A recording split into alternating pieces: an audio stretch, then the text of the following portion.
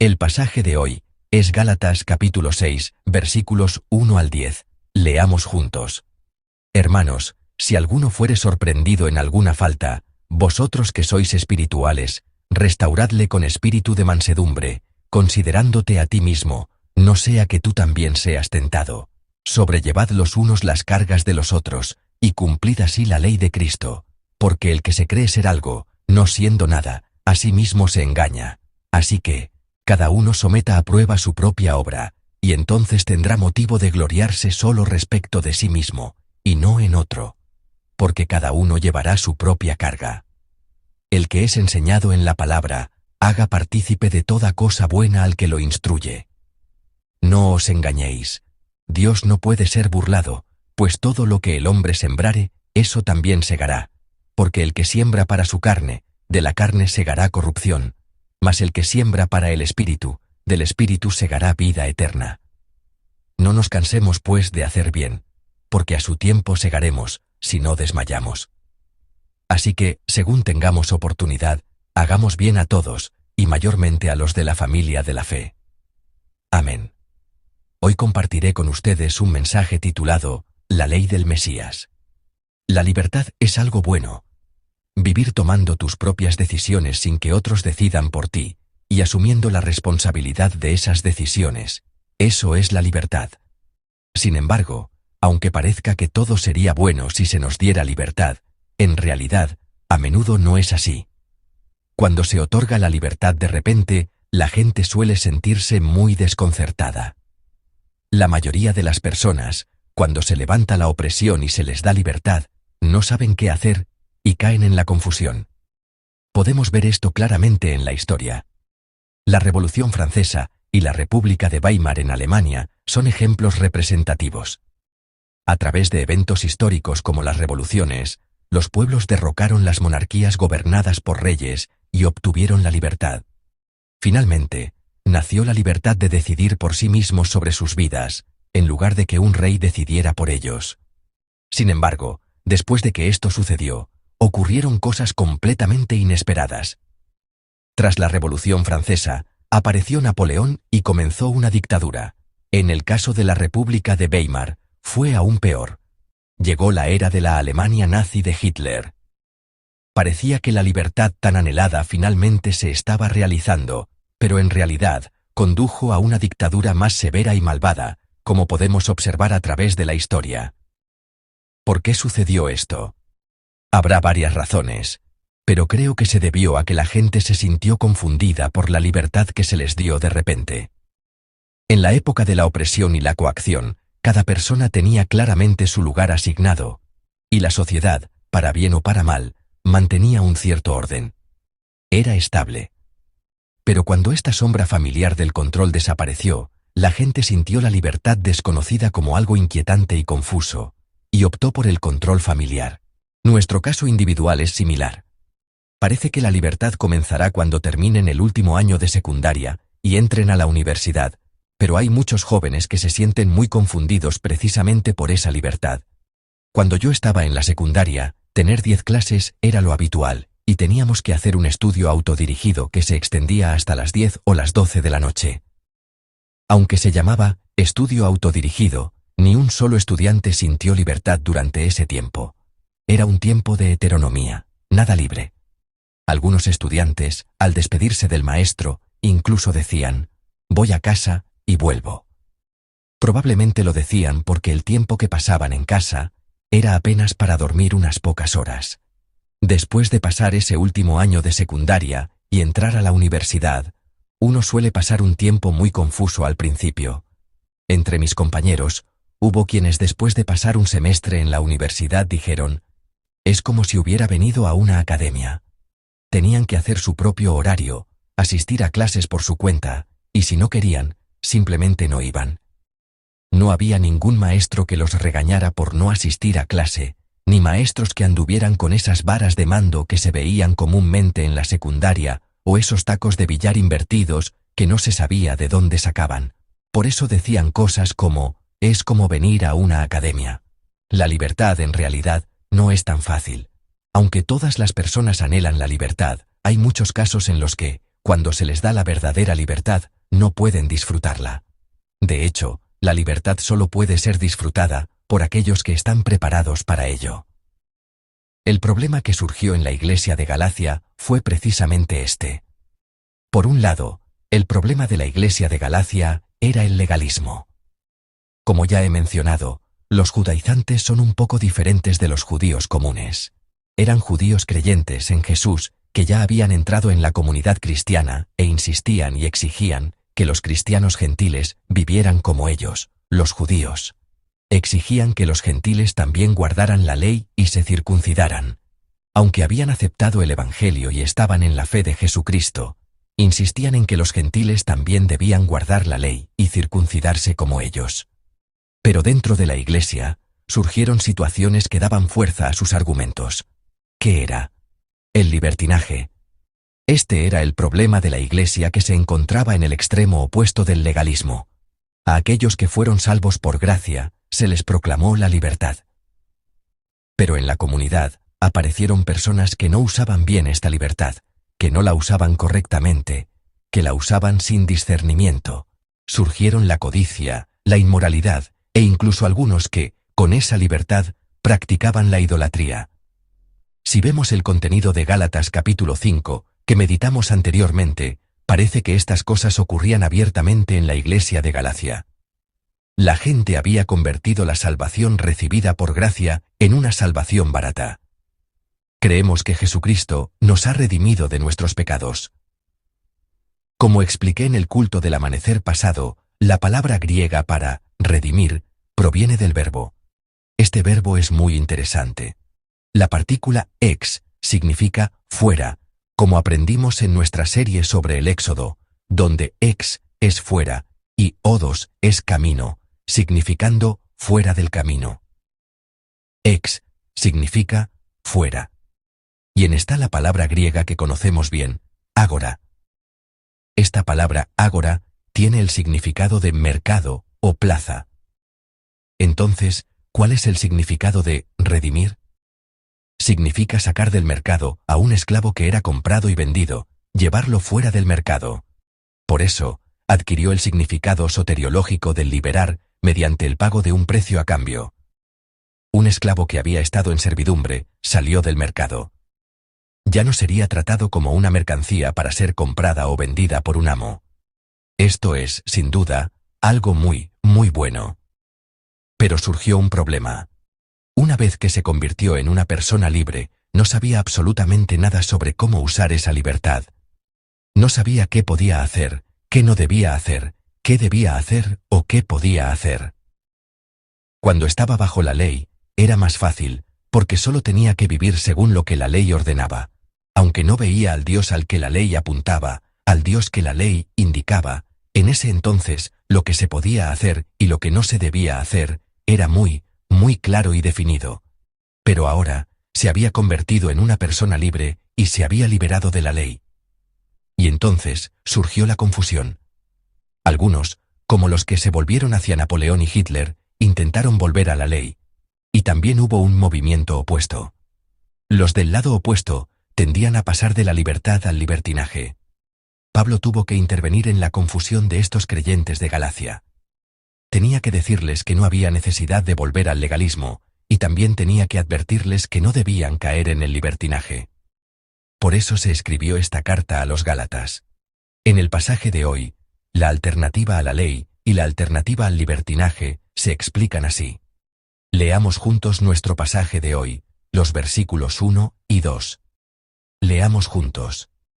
Hermanos, si alguno fuere sorprendido en alguna falta, vosotros que sois espirituales, restauradle con espíritu de mansedumbre, considerándote a ti mismo, no sea que tú también seas tentado. Sobrellevad los unos las cargas de los otros, y cumplid así la ley de Cristo.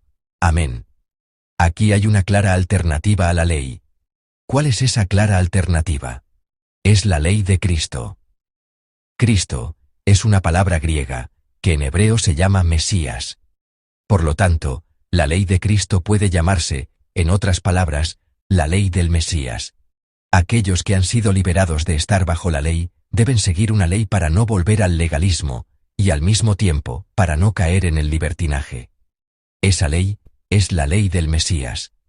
El principio fundamental de la ley del Mesías es llevar las cargas los unos de los otros. Digámoslo juntos: llevemos las cargas los unos de los otros. ¿Cómo puede este acto de llevar las cargas de los otros ser el principio fundamental de la ley del Mesías? Es porque esto es lo que nuestro Señor, el Mesías, nos mostró primero. Nuestro Señor cumplió esta ley en la cruz. Nuestro Señor fue colgado en esa cruz, no por su propia carga, sino por la nuestra. Él llevó la carga de otros, la carga del pecado de toda la humanidad. Isaías capítulo 53, versículos 5 al 6, que conocemos bien, previó así esta imagen de nuestro Señor. Leamos juntos los versículos 5 y 6.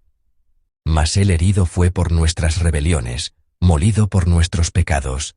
El castigo de nuestra paz fue sobre él, y por su llaga fuimos nosotros curados. Todos nosotros nos descarriamos como ovejas, cada cual se apartó por su camino, mas Jehová cargó en él el pecado de todos nosotros. Amén. Aquí está bien registrado el principio de la ley del Mesías, la ley de Cristo. Por nuestras rebeliones y por nuestros pecados, nuestro Señor llevó la cruz. Y nos enseñó la ley de Cristo, la ley del Mesías. El mundo dice: cada uno lleva su propia carga, pero nuestro Señor nos enseña: deben llevar las cargas los unos de los otros. Al verlo así, ¿qué les parece? La ley de Cristo, la ley del Mesías, parece ser más estricta que la ley del mundo que hemos estado observando, porque nos dice que no solo debemos llevar nuestra propia carga, sino también la de los demás. Pero cuando se dice esto, siempre hay quienes lo aplican de manera extraña. Si hay 100 personas en una comunidad, unas 98 dicen: «Ah, qué maravillosas son las palabras de nuestro Señor». Dicen: «Siguiendo el ejemplo de nuestro Señor, llevemos las cargas los unos de los otros, construyamos juntos una comunidad tan hermosa». Responden de manera positiva. Pero siempre hay unas 2 personas que lo aplican diciendo: «Mira, él dijo que nos lleváramos las cargas mutuamente, ¿por qué no llevas mi carga?». Hay personas que lo aplican de esta manera extraña. Él dijo que llevaras la carga de otros, así que, vamos, tú lleva mi carga. Por eso, el pasaje de hoy dice lo siguiente. Leamos juntos nuestro pasaje de hoy, los versículos 4 y 5. Leamos juntos. Así que, cada uno someta a prueba su propia obra, y entonces tendrá motivo de gloriarse solo respecto de sí mismo, y no en otro, porque cada uno llevará su propia carga. Amén. Cada uno debe llevar su propia carga. La Biblia también dice esto. Digámoslo juntos: llevemos cada uno nuestra propia carga. Entonces, podrían preguntar si estos 2 mandatos no se contradicen. Podrían preguntar: ¿no es una contradicción decir: sobrellevad los unos las cargas de los otros, es decir, llevar la carga de otros, y luego decir: cada uno llevará su propia carga? Sin embargo, estos no son mandatos diferentes o contradictorios. ¿Por qué? Este es el punto clave más importante del pasaje de hoy. La razón por la que estos 2 mandatos no son contradictorios es porque no son mandatos dados a un tercero. Son mandatos dados a mí mismo. Fueron dados como una palabra que yo debo guardar, una palabra que yo debo obedecer. Por lo tanto, preguntarse si otra persona está guardando este mandato, si otra persona está siguiendo bien este mandato, no es algo que deba considerarse dentro de este mandamiento. Esta es la característica más importante de la ley de Cristo, la ley del Mesías. Es un mandato dado a mí, una ley que yo debo seguir. La ley del Mesías, la ley de Cristo, no es una ley para vigilar si otro la está cumpliendo o no. La ley de Cristo, la ley del Mesías, es una ley que solo se preocupa por si yo la he cumplido bien o si la he cumplido mal. Entonces, es posible examinar si cada uno está llevando bien su propia carga. Es posible si me examino a mí mismo, y al mismo tiempo, mientras examino si estoy llevando mi propia carga, es posible examinar si estoy llevando la carga de otros. Por supuesto que es posible, porque puedo examinarme a mí mismo y ver si ha habido algún momento en que he llevado la carga de otra persona. Por eso, estos 2 mandatos pueden cumplirse juntos.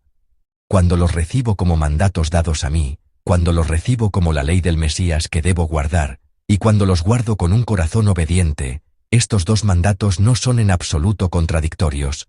Podemos llevar cada uno nuestra propia carga y al mismo tiempo llevar las cargas de los demás. Por eso, estos dos mandatos son algo muy natural dentro de cada uno de nosotros, dentro de nosotros mismos. Vigilar si otros cumplen bien esta ley, pensar, yo la cumplí, pero ¿por qué tú no? Eso no es la ley de Cristo, la ley del Mesías. La ley de Cristo, la ley del Mesías, es completamente diferente. La cumplí bien. ¿Guardé bien esta ley? ¿Hay algo en lo que he fallado a la luz de esta ley? Solo examinarse a uno mismo, solo reflexionar sobre uno mismo, eso es la ley de Cristo, la ley del Mesías. Amados hermanos, les ruego que cada uno lleve su propia carga. ¿No le he pasado mi carga a alguien más? ¿No la ha llevado alguien más en nuestra comunidad cuando era algo que yo debía llevar? ¿No está sufriendo alguien a mi alrededor porque yo no llevé la carga que me correspondía? ¿Porque no viví correctamente? Espero que se examinen a sí mismos cada día con temor y temblor. Además, lleven las cargas de los demás. Debemos mirar diligentemente a nuestro alrededor para ver si hay alguien que está sufriendo, si hay hermanos y hermanas que están dolidos. Si alguien está postrado por el peso abrumador de la vida, o si alguien ha caído y ha sido abandonado porque no pudo soportar la carga de la vida, nuestra comunidad no será una comunidad que esté cumpliendo bien la ley de Cristo, esta ley del Mesías. Si hay aunque sea un poco de espacio en mi propio espacio para poner la carga de otros, si tengo aunque sea un poco de fuerza que puedo usar para otros, debo estar dispuesto a darla y compartirla. ¿Por qué? Porque nuestro Señor lo hizo primero por nosotros. Porque primero recibimos ese amor, porque primero disfrutamos de ese amor, nosotros también debemos simplemente seguir ese ejemplo y compartir ese amor. Así es como la ley de Cristo, la ley del Mesías, puede cumplirse. La ley, en cierto sentido, significa una nación, y en otro sentido, significa un gobierno. Por eso usamos a menudo la expresión Estado de Derecho. Por lo tanto, la ley de Cristo, la ley del Mesías, significa el reino de Cristo, el reino del Mesías. ¿Qué clase de lugar es el reino de Cristo, el reino del Mesías? Es un lugar donde hay personas que siguen esa ley, la ley de Cristo, la ley del Mesías. Un lugar donde hay personas que actúan según esa ley. Ese es el reino de Cristo, el reino del Mesías. Si nuestra familia sigue la ley de Cristo, nuestra familia es el reino de Cristo. Si nuestro lugar de trabajo sigue la ley del Mesías, nuestro lugar de trabajo es el reino del Mesías. Si cada uno de nosotros lleva su propia carga, y también llevamos las cargas los unos de los otros, podemos construir el reino de Cristo y el reino del Mesías. Y podemos convertirnos en el pueblo de Cristo, el pueblo del Mesías. A esto lo llamamos el pueblo de Dios. El pueblo del reino de Dios son aquellos que viven guardando la ley de Cristo y cumpliendo la ley del Mesías. Amados hermanos, cuando predico sermones como este, mi corazón a menudo se siente apesadumbrado. Me pregunto si las personas que viven en este mundo hoy en día pueden realmente vivir no solo llevando sus propias cargas, sino también las cargas de los demás. Si lo hacen, si viven guardando esta palabra, no quedarán marginados o rezagados en este mundo. Un pastor siempre tiene este tipo de pensamientos.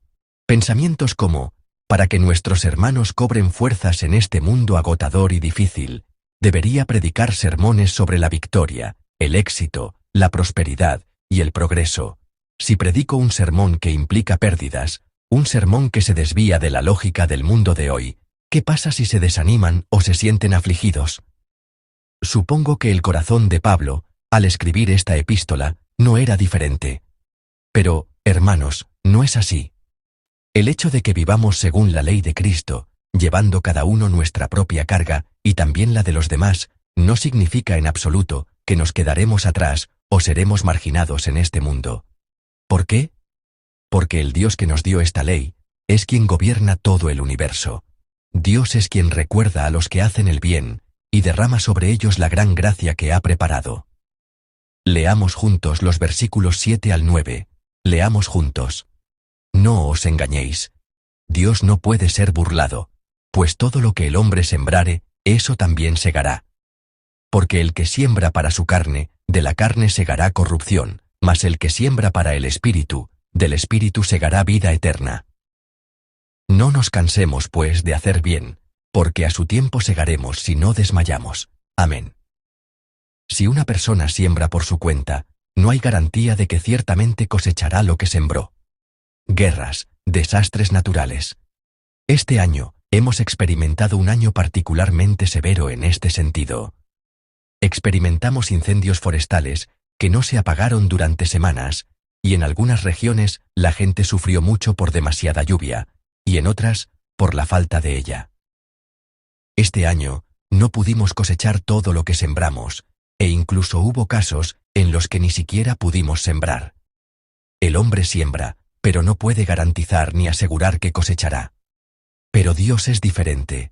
Dios es quien dirige personalmente la historia. Es Él quien hace que lo que se siembra ciertamente se coseche. Ese Dios nos ha dado la ley de Cristo. Por lo tanto, a la persona que guarda esta ley, a la persona que actúa según esta ley, Dios mismo la garantiza y la recompensa. El que siembra para su carne cosechará solo cosas corruptibles como la carne, pero los que siembran para el Espíritu cosecharán lo eterno, esa vida eterna. Bendigo en el nombre del Señor que se conviertan en creyentes que viven con la mirada puesta en esta bendición eterna. Dios ciertamente les hará cosechar lo mejor. Por eso, no debemos desanimarnos. No debemos rendirnos. Las fuerzas de la oscuridad siempre nos desaniman diciendo: ¿qué gran cosa va a pasar solo porque yo viva guardando la ley de Cristo? Nos hacen sentir decepcionados. Dios nos promete claramente, en el versículo 9, no nos cansemos, pues, de hacer bien, porque a su tiempo segaremos, si no desmayamos. Él promete que ciertamente cosecharemos, que cosecharemos según lo sembrado. Creemos que si Dios nos hace cosechar, cosecharemos. La ley de Cristo que practicamos hoy, la ley del Mesías que guardamos en nuestros hogares, lugares de trabajo y en los escenarios de nuestra vida, puede parecer que no es gran cosa, que no es nada especial, pero Dios, que hace que cosechemos según lo sembrado, ciertamente nos hará dar frutos abundantes y obtener resultados asombrosos. De esta manera, construiremos el reino de Dios, guardando la ley de Cristo, siguiendo la ley del Mesías. Amados hermanos, vivan una vida en la que cada uno lleve su propia carga. No le pasen su carga a otros. Les bendigo en el nombre del Señor, para que cumplan silenciosamente la tarea que se les ha encomendado. Y lleven juntos las cargas de los demás. No les den la espalda, no finjan que no los ven.